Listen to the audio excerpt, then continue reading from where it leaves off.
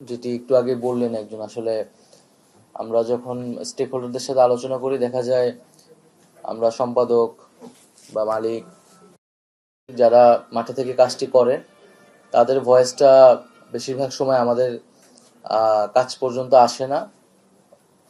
ফলে এই অনুষ্ঠানটি সেই ধরনের দূরত্ব দূর করতে ভূমিকা পালন করবে এবং আমরা আশা করি সামনেও আমরা এই ধরনের প্রোগ্রামগুলোর ধারাবাহিকতা রাখবো।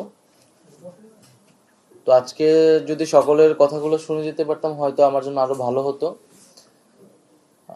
তবু যতটুক শুনেছি এবং আজকের যেই অনুষ্ঠানের বা প্রোগ্রামের যে বা বক্তব্যের যে মূল প্রতিপাদ্য, আসলে আমরা যে সাংবাদিকতার আসলে পেশাদারিত্বটা, এখানে আমরা যখন মুক্ত গণমাধ্যমের কথা বলছি বা গণমাধ্যম সংস্কারের কথা বলছি, আজকের আলোচনায় সাংবাদিকতার পেশাদারিত্বটাকেই একটা সেন্ট্রাল পয়েন্ট হিসেবে ধরা হয়েছে এবং এটি খুবই যুক্তিযুক্ত যে সাংবাদিকতা যদি একটি পেশা হয় তাহলে আসলে কতটুকু পেশাদারিত্বের সাথে আমাদের দেশে সাংবাদিকরা কাজ করতে পারছে এবং সেই কাজ করতে যদি না পারে তার পিছনের কারণগুলোকে এবং তার সমাধানগুলোকে, এখানে সেই কারণগুলোকে আইডেন্টিফাই করার চেষ্টা করা হয়েছে।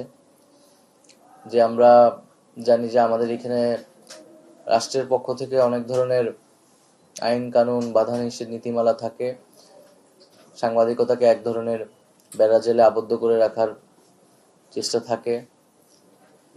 দ্বিতীয়ত এখানে সাংবাদিকদের একটা অর্থনৈতিক জায়গাটা তুলে ধরা হয়েছে, অর্থনৈতিকভাবে সাংবাদিকতাকে বা গণমাধ্যমকে নানাভাবে বাধা প্রদান করা হয়।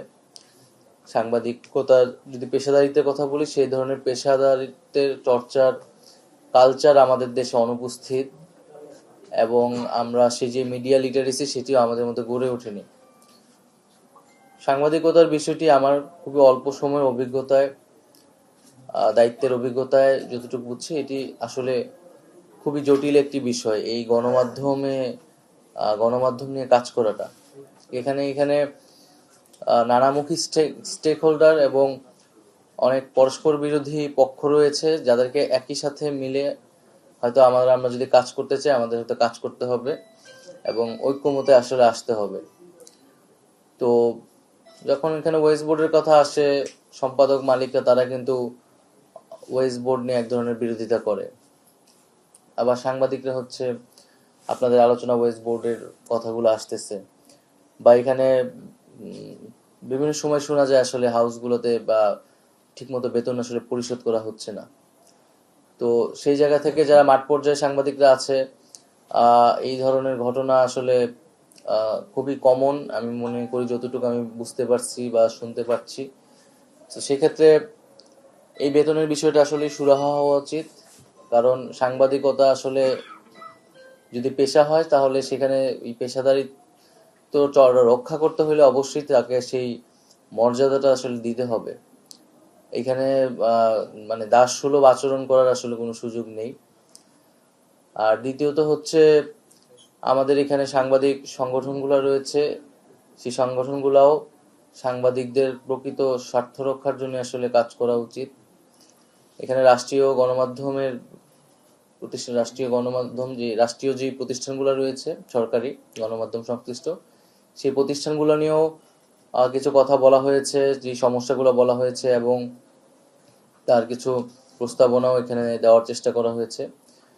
সেগুলো আমরা অবশ্যই বিবেচনা করব এবং আমরা মনে করি যে সাংবাদিকতা যে পেশাদারিত্ব, সেই পেশাদারিত্বর জন্য আমাদের যে এখানে বহুমুখী স্টেক হোল্ডার, সেই বহুমুখী স্টেক হোল্ডারদেরকে নিয়ে আমাদের একটা ঐক্যমতে যেতে হবে আর কি। এবং আমরা দেখেছি যে আমাদের এই আন্দোলন বা এই অভ্যুত্থানে আসলে সাংবাদিকতার কি ভূমিকা ছিল বা তারা কিভাবে কাজ করেছে, এবং সেটাও আসলে গণমাধ্যমের স্টেক হোল্ডারদের জন্য এক একজনের জন্য নিশ্চয়ই এক এক রকম অভিজ্ঞতা। যারা মাঠ পর্যায়ে কাজ করেছেন, যারা সম্পাদক হিসেবে বা হাউসে কাজ করেছেন, মালিকদের এক ধরনের ভূমিকা ছিল। সেটা এই আন্দোলনটা আমাদের জন্য একটা তো বড় কেস স্টাডি আসলে।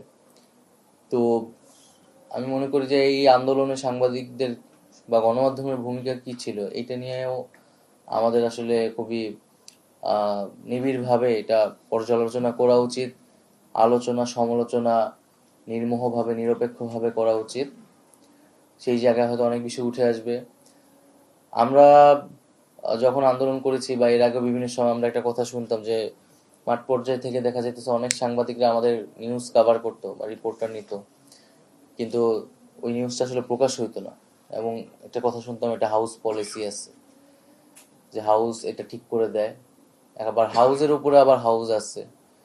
তো এটা আসলে দায়িত্ব নেওয়ার সময় তো আসলে কেউ দায়িত্ব নেয় না। আমরা এখানে সংবাদ মাধ্যমের কথা বলা হচ্ছে, আমরা যদি ধরেন একটু ইলেকট্রনিক মিডিয়ার কথাও বলি, আমাদের আন্দোলনের সময় ইলেকট্রনিক মিডিয়ার যে শাটডাউনের যে সময়টা ছিল, আমরা কিন্তু ওই ভূমিকাটা দেখেছি যে ইলেকট্রনিক মিডিয়ায় আসলে আন্দোলনের পক্ষে কোনো তথ্যই প্রচার করা হয়নি, আর কি তথ্য প্রচার করা হয়েছে ওইটাও দেশের মানুষ দেখেছে। এখন এই এই যে এই এই ঘটনার আসলে জবাবদিহিটা করবে কে, দায়িত্বটা নিবে কে? যদি বা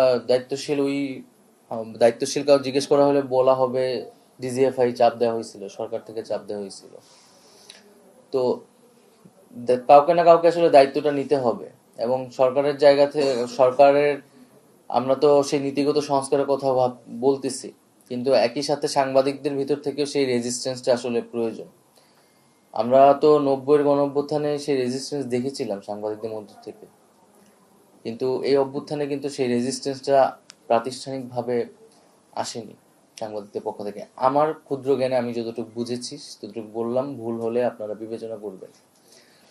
তো সেই জায়গা থেকে আমরা সামনের দিকে আসলে তাকাতে চাই, যে আমাদের সামনের দিনগুলোতে আমাদের কিভাবে সাংবাদিকতাকে আমরা আরো পেশাদারিত্বের একটা জায়গায় নিতে পারি, এবং যাতে আমাদের তরুণরা মেধাবীরা আগ্রহী হয়। আমাদের তরুণদের মধ্যে কিন্তু সাংবাদিকতায় আসার প্রবণতা দিন থেকে দিন কমতেছে, আগ্রহ কমতেছে, এবং এই পেশার প্রতি আসলে একটা হতাশা কাজ করতেছে। কারণ এই পেশাটাকে যেই মর্যাদার সহিত একসময় দেখা হইতো, ভাবা হইতো সমাজে, এবং যেই ভাবা হইতো যে একটা রাজনৈতিক দায়িত্ব হিসেবেও ভাবা হইতো, মানুষ নিজেকে বুঝতে পারতো, কিন্তু সেই জায়গাটা এখন কিন্তু কমে এসেছে আর কি। তো সেই জিনিসগুলো আমরা চেষ্টা করব সকলে মিলে একটা সমাধানে যাওয়ার। এবং আমরা যে মুক্ত গণমাধ্যমের কথা বলতেছি, সেই মুক্ত গণমাধ্যমের জন্য অবশ্যই সাংবাদিকদের পেশাদারিত্ব সবচেয়ে গুরুত্বপূর্ণ পিলার। তো আজকের এই আলোচনাটা এই জন্য আমাদের সকলের জন্য সহায়ক হবে। সবাইকে ধন্যবাদ জানাচ্ছি। আসসালামু আলাইকুম। সেটা তো আমরা ওই বিভিন্ন স্টেক হোল্ডারদের সাথে আনুষ্ঠানিক এবং অনানুষ্ঠানিকভাবে বসতেছি, সম্পাদক পরিষদের সাথে বসা হয়েছে। আজকের এই আলোচনাটাও এটা এক ধরনের ইনসাইট দিবে মালিক পক্ষ। তো বিভিন্ন পক্ষের সাথে ওই বসাটা এখনো কমপ্লিট হয়নি। তো সকল পক্ষের সাথে বসে তাদের একটা পরামর্শ নিয়ে আমরা এই সংস্কার কমিশনটা আসলে ঘোষণা করতে চাচ্ছি।